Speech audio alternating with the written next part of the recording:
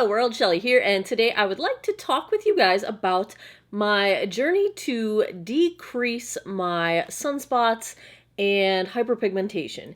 And I don't think I have any magic solutions here. I just want to kind of take you through what I've done for the past 3.5, 4 years in terms of the products that I have found to be helpful, things that have worked well for me. I don't think there's any magic to the order I've done anything in or the combinations that I'm using. This is just what I've done, what I am currently doing, and how I've gotten from where I started to where I am now. And I still have a ways to go. I still have some sunspots. So these are all just things that worked for me. I am not a dermatologist. I do highly recommend you speak to your doctor or dermatologist if you have any concerns about the ingredients in any of these things or, treating yourself. You can probably get even better advice. I only have minimal scientific understanding of how all these things work, so all of this is a disclaimer to say I am not an expert here. This is just what worked for me. Talk to your dermatologist and get professional advice if you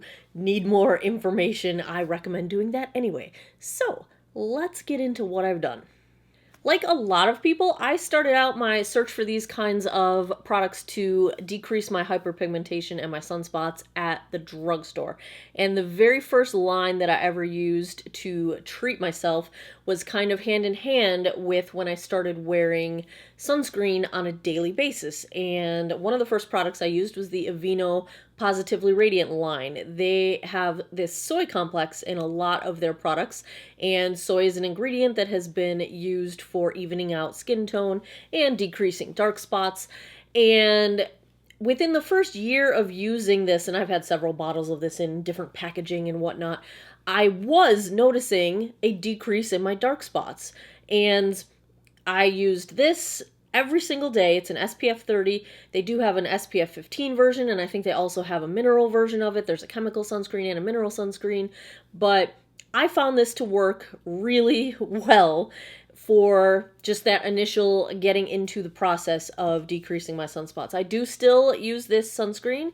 They also have a calming version that I like a lot, but this is the one I always go back to. Really, several products in their Positively Radiant line I've gone back to because, over time they're reliable and they seem to work well for my skin, and they're fairly inexpensive.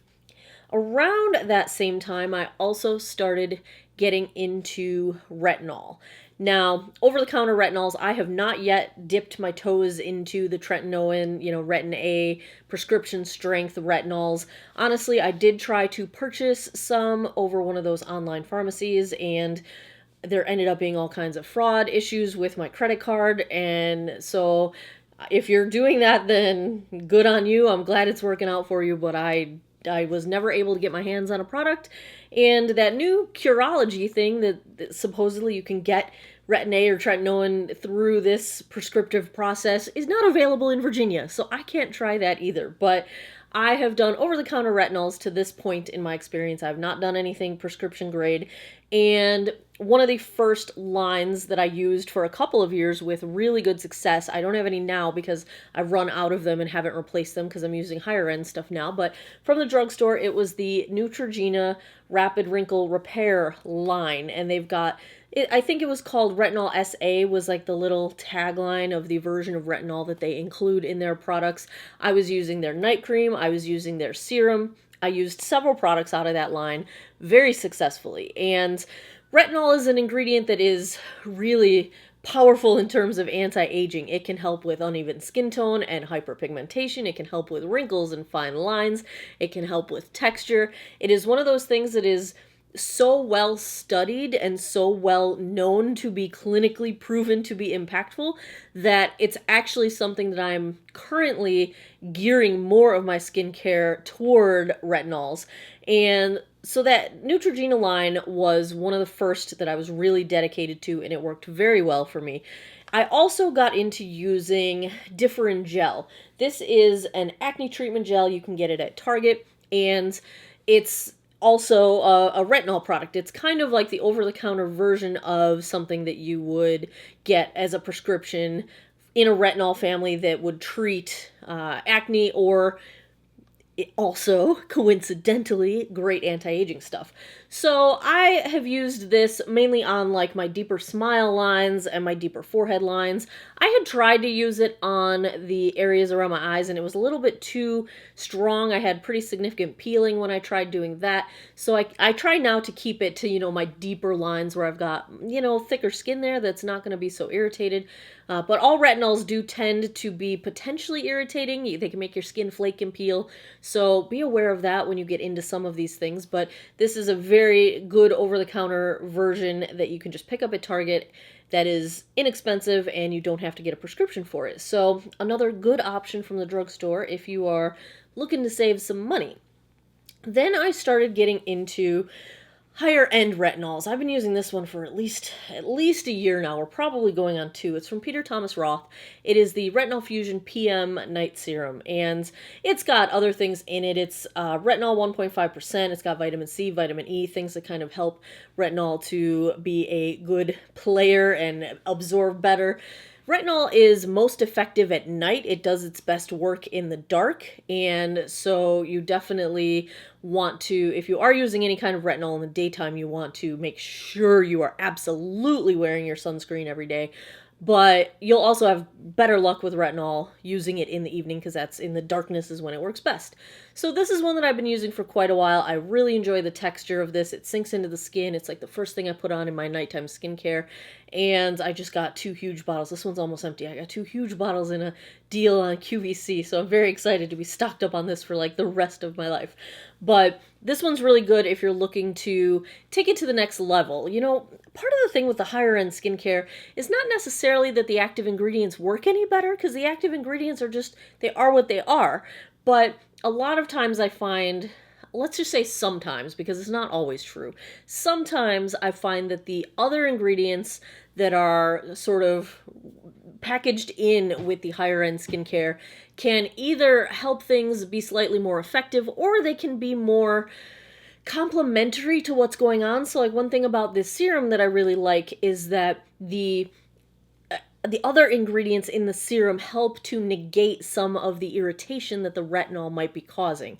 So it's multi-purpose, whereas some of the less expensive skincare items might have just that active ingredient, but they won't go so far as to counteract that. So then you need another product to moisturize those dry patches away, and then you're spending more money, which might be adding up to the cost of a higher end product. This is a generalization. This is not true with everything, but it's kind of a trend that I've noticed over time with my skincare. So there's that. So that's where I was. Retinol, we're about 2 years ago now in my life, in my timeline of the 4 years of working on this stuff. Then I started getting into vitamin C. And vitamin C is known for lightening dark spots, evening skin tone, but the challenge with vitamin C is that it's an ingredient that's really hard to keep stable when it's exposed to sunlight, when it's exposed to air, when it is mixed with other ingredients. So it often has a very short shelf life, and sometimes you have to refrigerate it to keep it stable or to get it longer, keep it longer, fresher. So it's a challenging ingredient. One of the first products I tried with vitamin C was from Timeless, and I had really good luck with that product. It's a serum, but they recommended keeping it in the refrigerator. And something that's in the refrigerator is not on my face. Like, I was not running to the kitchen to get my skincare before I went back to the bathroom to do my... It just wasn't logistically working out for me. Now, that is a total first world problem. And, someday I dream of having a skincare mini fridge in my bathroom. But I don't have that right now. And I am generally running around like a chicken with my head cut off in the morning. And I don't have time to be running back and forth and going to the fridge to get my skin. That's just me. That's just my life. It didn't work out well for me. The product was totally fine. It was me. It's not you. It's me. Timeless. It's me. So then I moved on to the Drunk Elephant C-Firma Day Serum, and I've been using this one now for probably close to 2 years. I still use this every single morning. It's in opaque packaging that I think helps it to not degrade from excess exposure to sunlight. I've never seen it color change, you know, based on the new form, a brand new one versus my old one. I always kind of look and see if the color of the product is the same, so it doesn't seem to oxidize in this packaging. So I've had really good luck with this. I thoroughly enjoy this. I'm continuing to use this. I bought a backup of it. I've got more in my drawer. So vitamin C can be a really good ingredient. It can just be more challenging, and it's one of those where you're not going to want to keep this for a year. You're going to want to follow the expiration advice, and I think it's a 6-month. It's so tiny, I can't read it, you guys. I'm pretty sure that's a 6. I think it's a 6-month expiration. Sadly, even though these are very expensive, once you hit that 6 months, you really should toss a vitamin C product and get yourself a replacement. So use it up. Don't be skimpy with it. You know, use it before it's bad. And I'd say that goes for any vitamin C product, not just Drunk Elephant. I'd go pay attention to the expirations for all of them, because if it's not potent, you're wasting your time and you're putting something on your skin that's not doing any good, getting no benefit from it. So that has been my vitamin C journey. Then, kind of at the same time I added the vitamin C, I started getting into glycolic acid. And AHAs and BHAs, alpha hydroxy acids and beta hydroxy acids. Alpha hydroxy AHAs are like glycolic acid, like is in this from Drunk Elephant. Beta hydroxy acids are like salicylic acid. I started getting into this leave-on glycolic acid. Acids are great for exfoliation, and it helps the process of turning over, getting those dead skin cells. It kind of like breaks up the bonds of the skin on the surface and lets you flush away the dead skin cells, and that shows the newer, renewed skin underneath.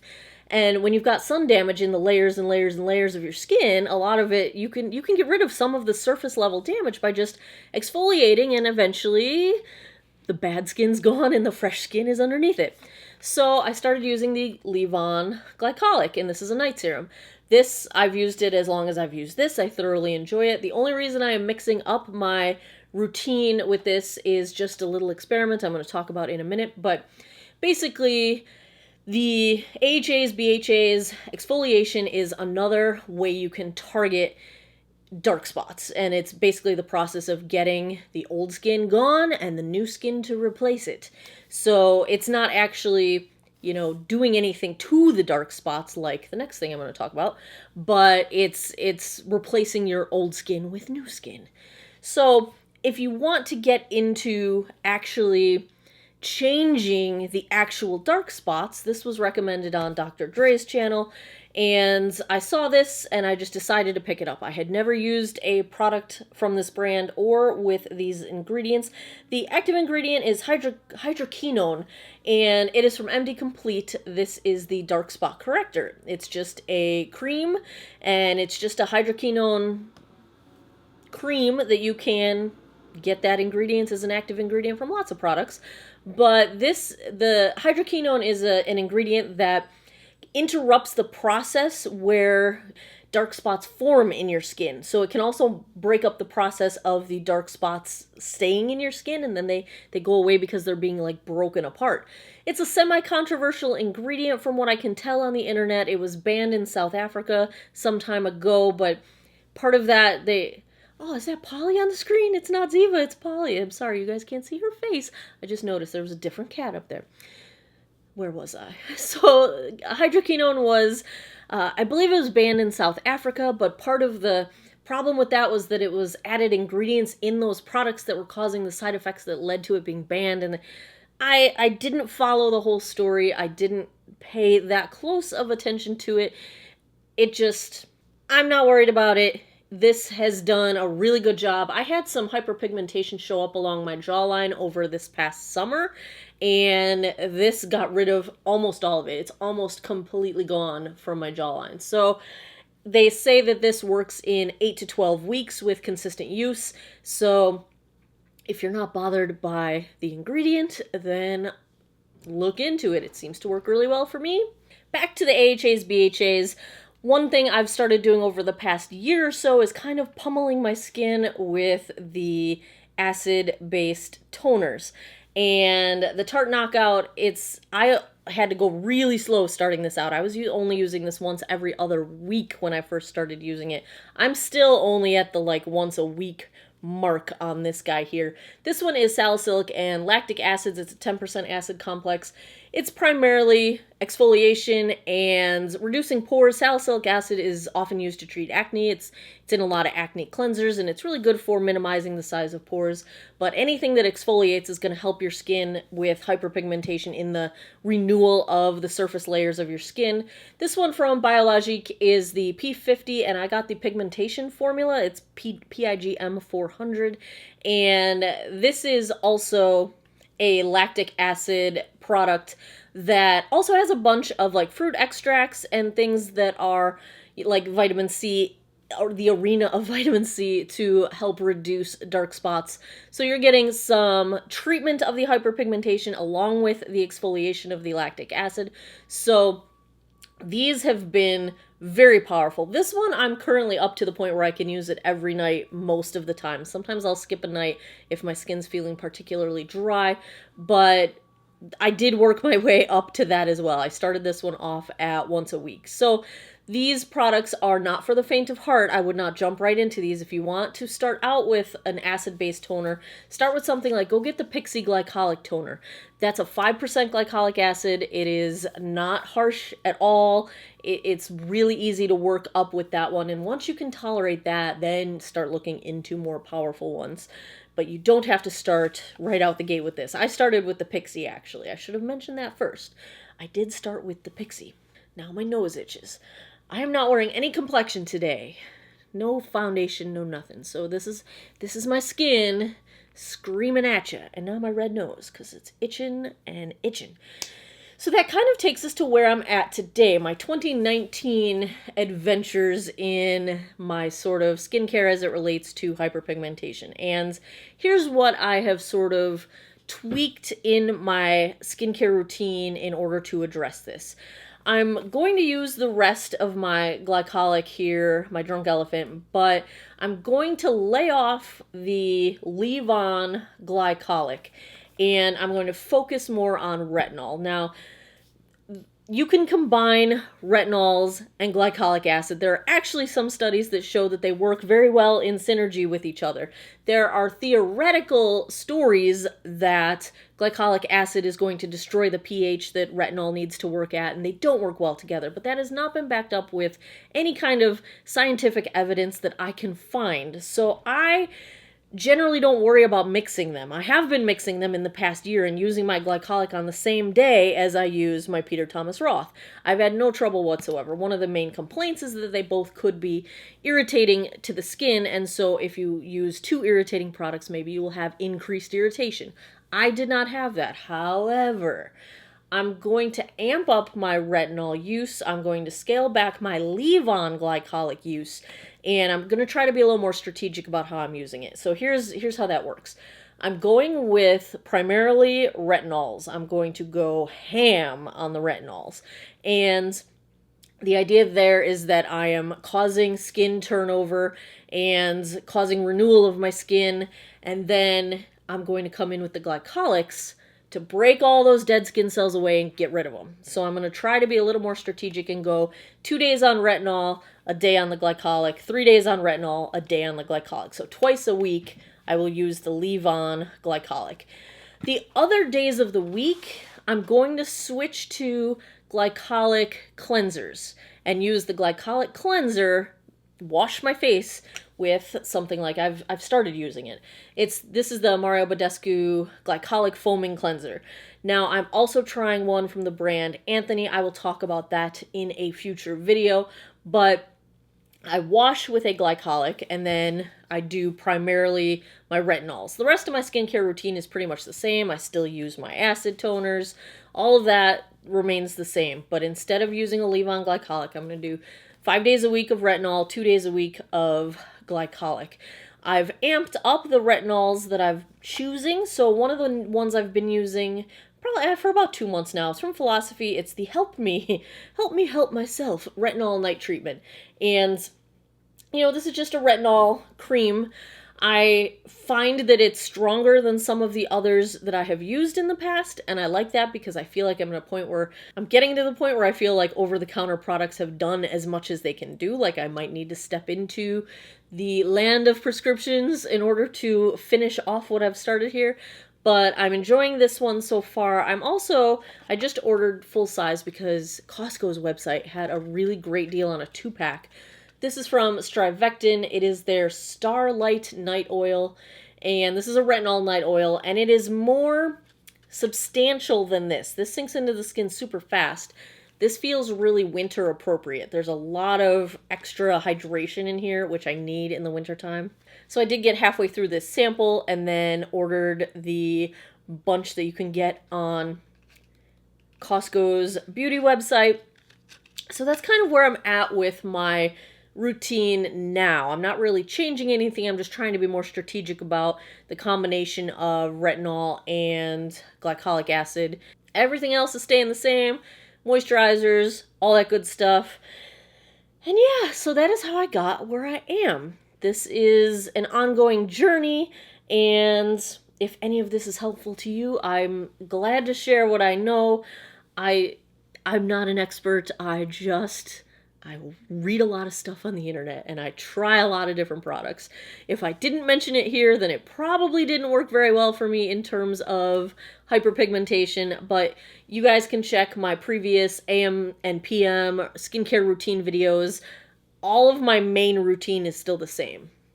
It hasn't changed. So there you have it. What are you guys using for sunspots, hyperpigmentation? And honestly, and I should have started this out in the beginning, the most important thing you can do to prevent hyperpigmentation is wear sunscreen every single freaking day.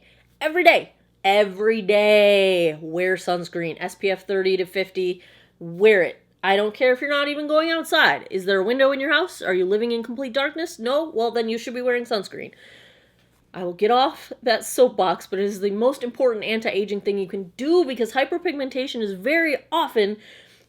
Sometimes it's just caused by sun damage. Sometimes it's exacerbated by sun damage. Sometimes you are just creating more trouble by adding sun damage to everything. Sun damage also gives you wrinkles, all kinds of things like that. But hyperpigmentation, it can be hormonal. It can be caused by injury to your skin. It can be a reaction to dermatitis or a reaction to some kind of ingredient in a product you're using. It can be, freckles gone wild, which is a lot of what I've got. I've got the combo of freckles gone wild and sun damage. So lots of potential causes. You may want to talk to your doctor about anything underlying that you might be able to treat that would prevent if there is an underlying cause, because some diseases can have impacts with hyperpigmentation. It's just talk to your doctor, find out what the underlying causes could be, see if any of them impact you, and if it's sun damage, and that's pretty much what you're dealing with, which is pretty much what I'm dealing with, just go ham with the sunscreen and fix the damage you can and prevent all the damage in the future. That's my strategy. There you have it, a day of skincare. If you enjoy skincare related videos, give me a thumbs up down below and I will continue to make more of them. Please subscribe if you haven't already. It helps my channel to grow. If you click the notification bell, you will get notified every time I upload, every Monday, Wednesday, Friday, 9 p.m. Eastern Time. And as always, thanks a lot for taking some time out of your day to geek out over skincare with me. Come back every Monday, Wednesday, Friday. I've got new videos for you. I hope you guys all have an awesome day or night wherever you are in the world. Take care of each other. Bye-bye.